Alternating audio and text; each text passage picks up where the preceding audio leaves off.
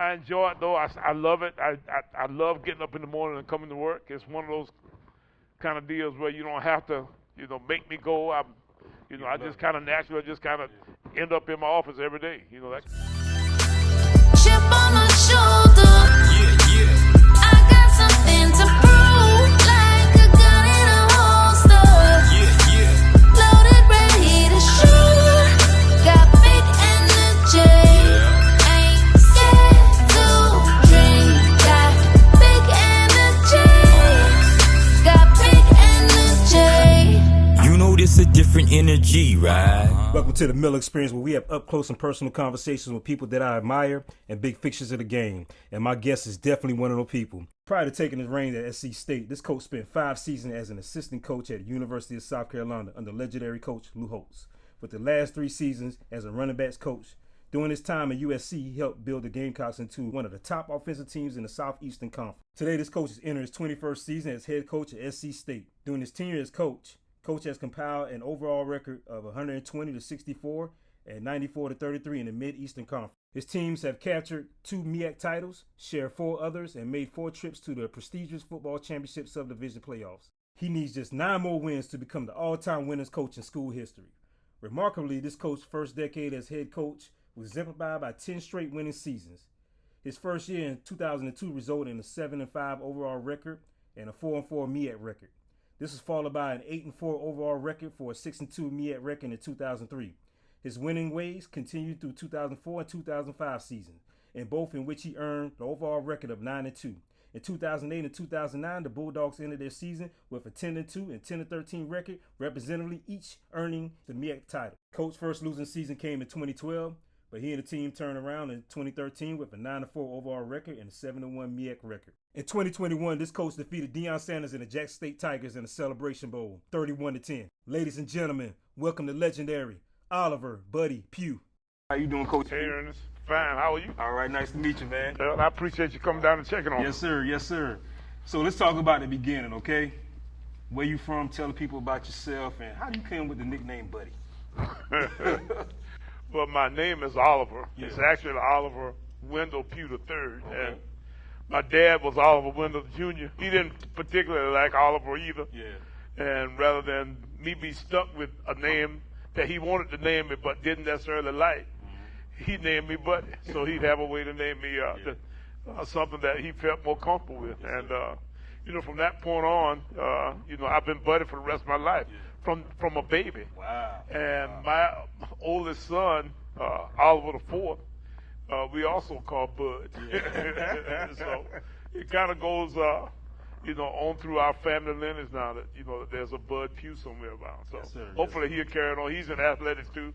He's the assistant commissioner of the A-Sun Conference down in Atlanta. Okay. That league with Kennesaw and Jacksonville State and Eastern Kentucky, that kind of group of guys. So he's in sports too, and so there are more Bud Poughs out there. So he got daughters. Yeah. So I don't know if there'll be any more. It's in the bloodline though, man. Yeah. Sports scene, Go for it. Tell me about yourself, like where you from, your background. I'm from here. I'm from Orangeburg County, out in the country. Yeah. Played for a legendary guy who just passed away, Dick Sheridan, who just passed away yesterday. Oh wow. Who was my high school coach. Yeah. He went on to be the head coach at Furman and at NC State. And I've been fortunate to be able to come in contact with great coaches all my life. Coach Jeffries was my college guy. I played 2 years here for Old Reed Banks, and then Coach Jeffries came in our junior year, played for him. I was an offensive lineman. I played at South Carolina State here, and was a part of some good teams. I'm famous for being in between 2 NFL Hall of Famers. I was a year ahead of Harry Carson. I was a year behind Donnie Shell. Wow. Both those guys went on to play, in the NFL and actually become NFL Hall of Famers. So, we were very fortunate to be a part of some good football teams with Coach Willie Jeffries. And from this point on, I'd gone on into coaching. Been coaching now for 46, 47 years. Getting toward the end of my career now. I'm 70 years old now, and I enjoy it though. I love it. I love getting up in the morning and coming to work. It's one of those kind of deals where you don't have to, make me go. I just kind of naturally just kind of end up in my office every day. That kind of deal. You say that. No, I'm leaving the house today. My daughter was telling me, have fun at work today. I said, well, I don't have to work today. She was like, well, you got training and you going to do a podcast. I said, that's something I like to do. I love to do, so it's not work. So it's funny you say that because literally I was just telling that this morning.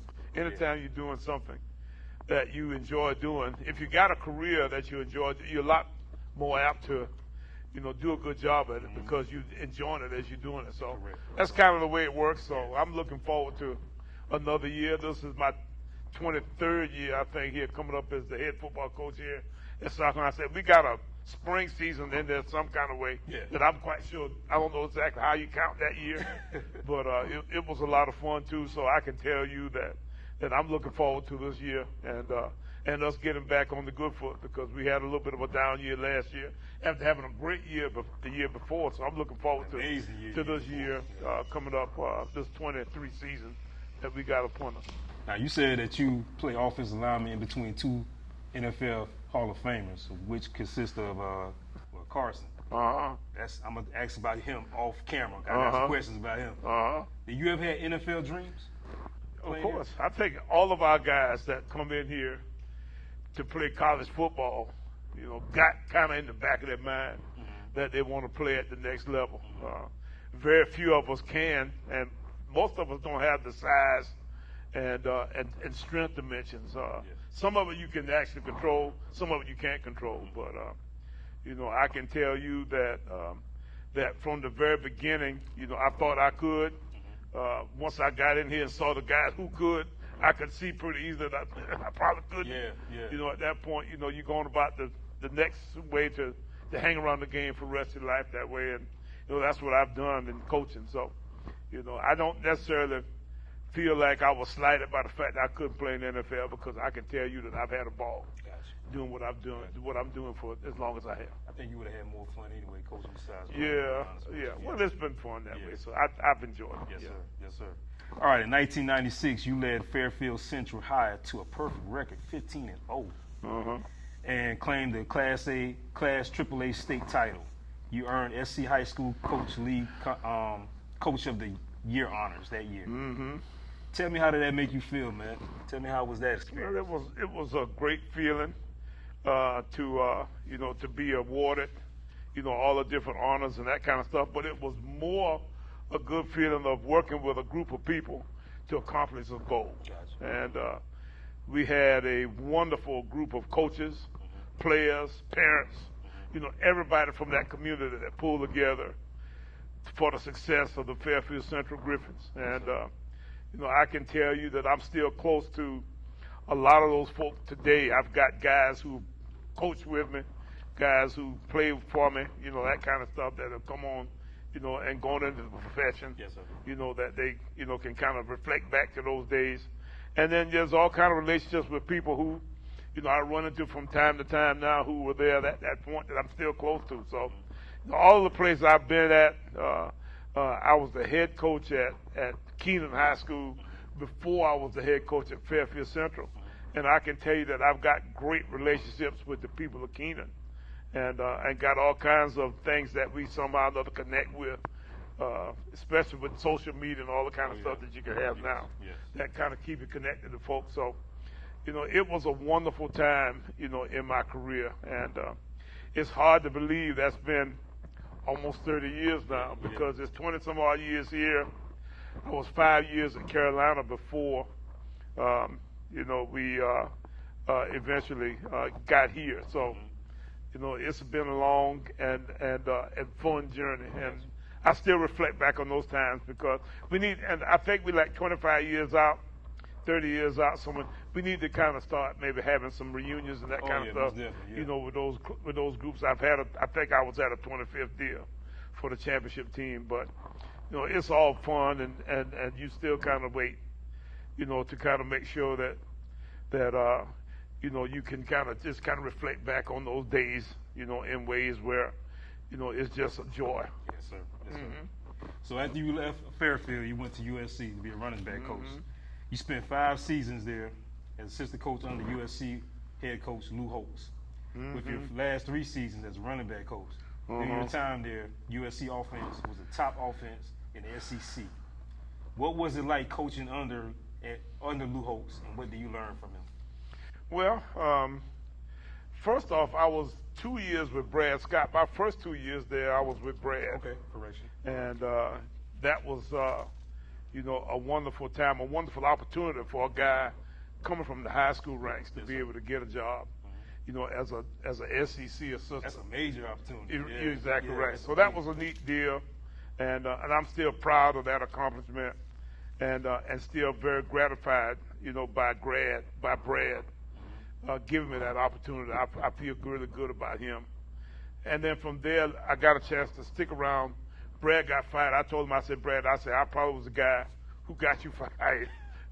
Where we all kind of finished, cut loose back in I guess maybe 99 range, somewhere in that neck of woods. They brought Lou in. Lou kept me. I said that was really ironic. I said, I'm probably the guy that got everybody fired. And most of the guys want to bring in everybody, and I'm the guy they kept. But I recruited really well and got some good players in there, and had done a good job coaching my position. So it was kind of a natural for them to keep me. Yes, sir. But Coach Holtz was a wonderful motivator. I've heard him speak at all kinds of places, and I can tell you that he doesn't have paper nor pencil when he walks in a place. Yeah. And he's probably the most, I guess, enthusiastic and thorough speaker I've ever been around in my whole life. And I had a chance to play for Coach Jeffers. I can tell you what, Coach Jeffers is really, really good. Really.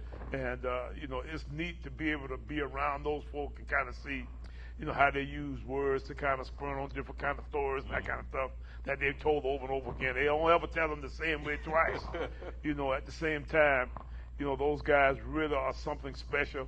They still know everybody. They got great memories where they get, different little tweaks and twists to kind of remember different kinds of people and that kind of stuff. So they do they have a special kind of way about themselves that, that you really kind of want to, sometimes wonder if that's just something the Lord blessed them with, Yes, but, you can tell that they're just special. So I had a great time working for Coach Holtz, and we had some really fun experiences. The 2 Outback Bowls were really, really something, to be, proud of. I can tell you, though, the first year Coach Holtz was there, we didn't win a game. We went 0 for. I remember that. And to be perfectly honest with you, I was the guy who had the longest losing streak probably in the history of South Carolina, because I was on Brad's staff. We won our first game of Brad's last year, and then we lost 10 in a row. Yeah. Then I was on Lou's staff, and we lost 11 straight. So I was the only person who was on both of those staffs. Wow. That meant I lost 21 games in a row. Wow. Can What you was that imagine like? What was that how like long as a that coach? It was horrible. Yeah. I can tell you that it was a long time. This episode is sponsored by Aftermath Lawn Service in the landscaping, mowing, mulching, straw, pressure washing, and more. You can call owner Edward Brown at 803-464-7605. Again, that's 803-464-7605. Train So Hard University, where it's just not a movement, it's a lifestyle. You can contact myself, Excalibur Miller, on Facebook, on my Instagram, The Miller Experience, or you contact my brother, T. Miller, on Facebook, or on Instagram, Prodigal Son 36.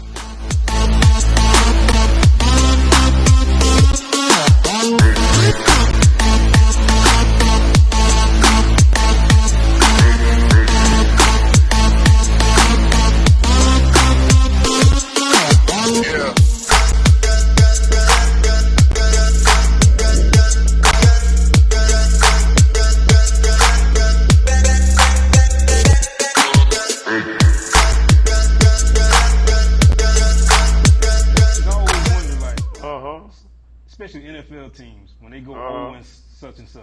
Yes. What do the coaches say to still try to keep these guys into the game? People ask me, how was it working for Lou Holtz? I said, well, let me tell you something. I said, the first year, we lost 11 straight games. I can tell you that there's nobody that's fun to work with losing 11 straight football games. I can tell you that. Hey, man, you gotta make light out of something, man. Everybody loses a kind of a sense of, what do I do next? In a circumstance such as that.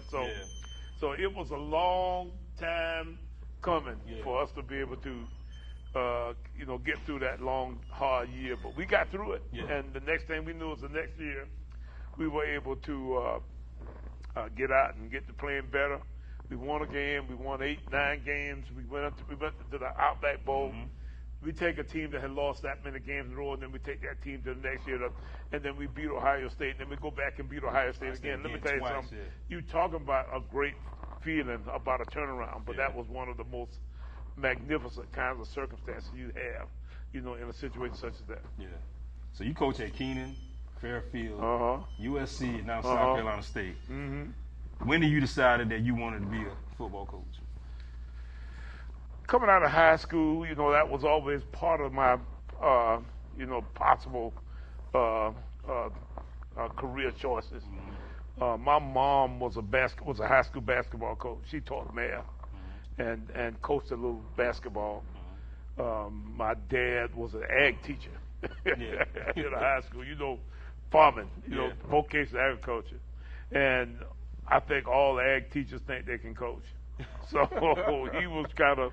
And I was always following them for ball games. So I was at games for as long as I can remember. I remember I ran the clock for my mom when we had basketball games when I was a little kid. So from 8 or 9 years old, 10 years old, I was running the clock at games. Gotcha. So I had a great background in sports.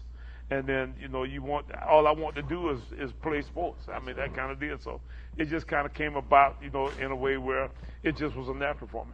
Okay. So what is the difference between coaching high school and college? Less than you think. Really? The big difference in high school and college is you got to take kind of sort of what you got at your school. Mm-hmm. You don't necessarily go out and recruit and try to have to actually go out and find players that way. The one thing that really is special is the fact that you got to motivate kids. You got to have a program that's successful enough and enjoyable enough that people want to come out and play for you. I agree. And in college, it's kind of the same way. That's called recruiting. It's recruiting in high school is recruiting from the base of kids that you have in your school. Recruiting in colleges is the base of kids that's in your whole area that you can go out and find guys and try to encourage guys to come to your program. And your reputation in both cases is the most important part of what decides whether or not you actually can encourage people to come out and play for you. So, that's the big difference. They're more similar than they are different. Yeah. I know you were saying before you was contemplating on retiring soon. You ever thought about NFL, coaching NFL? Have you ever been approached? Not at this stage of the game. Not at this stage of the game. Yeah, you think about it, and I had some opportunities to actually go and do that for a while, but in this particular regard, it was better for me to continue to do what I was doing. I enjoyed doing what I was doing. So I just continued to stay where I was at. Are you a big fan of NIL? Yeah, but NILs for us are not quite the same as they are for the big schools. Yeah, we do have, a guy too that, that the different businesses have shown some interest in allowing to maybe cut a deal with, to maybe, do some sponsorships or do some promotions or do some of the kinds of stuff that they, kind of do in exchange for giving these guys a few bucks that kind of way. But we don't have a bunch of guys making a lot of money, that kind of stuff like some of the big schools do. Do you think it changed the game with the transfer portal and everything? The portal is a big deal. Okay. And you think it's more helpful or harmful? Well, you know what? I'm still trying to figure that out. We've lost a guy too. We've gained a guy too. It kind of balances out. In a case where if a guy is not happy and he wants to go someplace else, then I'm all for it. So, get him the heck out of here. Let's see what the heck we can find to go next man up. I understand that. So coming to South Carolina, what year did you come to South Carolina State? Well, as a player, I came in 1971. As a coach? As a coach, I came in 2002. Okay, so what was that feeling coming here, leaving from USC, and you finally got a head coaching job? You're the guy now. You're the leader. You're the head man. Exciting. Okay. Anytime you go into a new job, you get an opportunity to do something that you always kind of aspired to do, then, you excited as you all get out. And we come in here, you've always been around the program somehow or another. Yeah. It's been a lot of fun, and I've had a great time. Yes, sir. So 2021, you guys had a magnificent season. You beat it, Jackson State, Deion Sanders Jackson State. We coming, at a Celebration Bowl. What was that feeling like? Good. Yeah. We kind of knew that we had a chance to, to win. We had a real good team. Our guys were mature and understood our plan. Yeah. So it was one of those kind of situations where if we didn't give them anything that we thought that would give them any easy scores, or we didn't do anything to screw it up, then we had a better than average chance of winning. Yeah. What's your thoughts on Deion? Not just him leaving to go to Colorado, but during that time at Jackson State. I think it's been good. Publicity to the fact that he's had the ability to bring the amount of notoriety he has to HBCUs is good. It's been good in certain ways bad. Yeah. Because at the same time, I get sick of everybody thinking that we all about Deion. But I can tell you that any news is good news. Yeah. When you start having guys, kind of bring attention to you that way. Did that lead to more big-time recruits looking at more HBCUs like you guys? Not really. I think it's been kind of the same for us. We get a guy, we lose a guy. It's kind of about the same. Okay. But we've always had some of the top guys here. And lots of times the best players, are not guys who come out of high school as the best players. It's guys who come in here and develop into the best players. And in cases like that, I don't know if you sometimes can determine what a guy is, coming out of high school. So that's been the big deal, is to continue to work our butts. So you're gonna be, if you hang around here, you'll eventually see guys come in here working their butts off to get better, and that's the key though. Speaking of best players, during your tenure here at South Carolina State, who was the best player you ever coached? Probably Darius Leonard. Javon Hargraves was here. Raphael Bush, Joe Thomas. All those guys were 10, 12. Joe Thomas played for Green Bay, right? Yeah. Exactly. Yeah, all those guys, man, were good football players. Yeah. But Joe didn't start here until he was like a junior. Yeah. I mean, it wasn't like, he you just gotta kind of take time. Exactly. So those guys developed over time here. Raphael Bush was at North Greenville, and he That's transferred. The guy that played for the Saints, right? Exactly. Yeah, okay. And he played for 7, 8, 9 years. So all those guys, have been good football players in the league. Had to develop here. Yes, sir. They came in here as just kind of regular guys, and we didn't know them from Adams House Camp. Yeah. So you get those guys. South Carolina State has traditionally had guys come in here as walk-ons, and eventually end up being Antonio Hamilton is still playing. Yeah. He's got 10 years in, and Antonio walked on here. Yeah. That kind of stuff. So there's guys all over the place, Wow. Who've done, some pretty fantastic things from some pretty remedial kinds of circumstances. Yeah. Amazing. The biggest moment of your career? I don't know, the state championship, the Outback Bowls, the Celebration Bowl, they're all kind of the same. After a while, you just basically want to try to, enjoy them all. Tomorrow's is always my biggest moment because there's always another opportunity out there. What's your coaching philosophy? Have a plan, have a routine, make sure you do things in a way that guys understand exactly what you ask them to do, and at that point then, they'll do their very best to perform it. So 2023 season, what are we looking forward to the South Carolina State Bulldogs? To get back on the winning track again. We were 3-8 last year, and after having won the Celebration Bowl the year before, 3 wins is not enough. We've got an opportunity to get started on a good positive note. We play Jackson in Atlanta. We play Charlotte in Charlotte. We go back and play Georgia Tech. Our first home game is against the Citadel from Charleston. We got to, have a great start to that year, and then from there, then we got to get into our league and we got to win our league again. Okay. So, pretty much Celebration Bowl or bust. Much. All right. Last couple questions, Coach, and we'll let you go. All right. We call this a firing squad. I'm going to ask you a series of questions and answer as quick as possible. All right. Psychology states there's only two emotions, to be loved or feared. Which one you rather be? Love. Why? Because I think you can get more with honey than you can with vinegar. True. True. What do you fear? What do I fear? Failure. Yeah. That's anybody. I understand that. What is your, since you're a music guy, give me your top 3 albums. You will believe this. Demolition Man by Sting. Something by Maze and something by Earth, Wind & Fire. Our younger viewers want to Google all that stuff. All right, you stuck on the island, right? What 3 things are you gonna bring with you?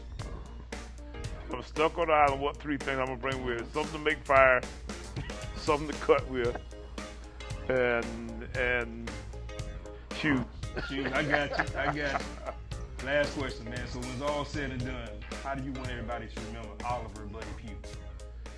As a fair guy who tried his best to make everybody feel like they were loved. Okay. Coach Pough, thank you for coming to the Mill Experience. Thank you, sir. Good luck this season. All right, guys, stay healthy. appreciate Thank you, sir. Yes, All sir. right, you're done. Remember to subscribe to my YouTube channel, The Mill Experience. Comment, like, and share. Comment, like, and share. Comment, like, and share. You can't tell me how to act. Said I can't be successful by sticking messages in rap, but God's with me. Who told you being intelligent is whack? So place your bets. My faith is fresh. I'ma make it stretch. Cause I sat there eye to eye with the face of death. And you ain't putting work in unless you break a sweat. Bringing back a 4-course meal. Keep the table set. Step in my belief. I'm expressive when I